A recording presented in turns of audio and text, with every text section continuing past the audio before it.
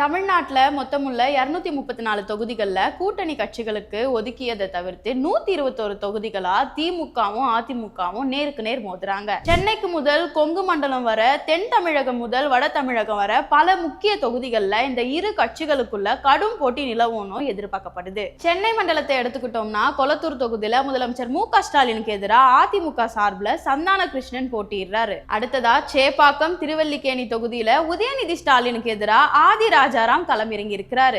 ராயபுரத்துல doctor Zubair கானுக்கு எதிராக D. Jayakumar போட்டியிடுறாரு. இதோட சேர்த்து பெரம்பூர், வில்லிவாக்கம், மதுரவாயில், மாதாவரம் மாதிரியான தொகுதிகள்லயும் திமுக அதிமுக நேரடி மோதல் கடுமையா இருக்க போகுது. சென்னை மண்டலத்தை தவிர கொங்கு மண்டலத்துல எடப்பாடி தொகுதியில எடப்பாடி பழனிசாமிக்கு எதிராக திமுக சார்பில் சி. காசி களமிறங்குறாரு.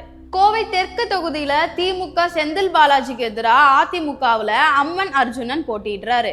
மேலும் தொண்டமுத்தூர், நாமக்கல், கரூர், அந்தியூர், ஓமலூர் மாதிரியான தொகுதிகள்லயும் நேரடி போட்டி உருவாகிட்டு இருக்கு. தென் தமிழகத்துல மதுரை கிழக்குல பி. மூர்த்திக்கு எதிராக அதிமுக சார்பில் மாங்குளம் கே. மகேந்திரனும், திருமங்கலத்துல சேடப்பட்டி மணிமாறனுக்கு எதிராக ஆர்.பி. உதயகுமாரும் போட்டியிடுறாரு. வட தமிழக காட்பாடியில துரைமுருகனும், விராலிமலையில சி. விஜயபாஸ்கர் உள்ளிட்ட பல முக்கிய தொகுதிகள்ல திமுக அதிமுக நேரடி மல்லுக்கட்டு உருவாகி இருக்கு.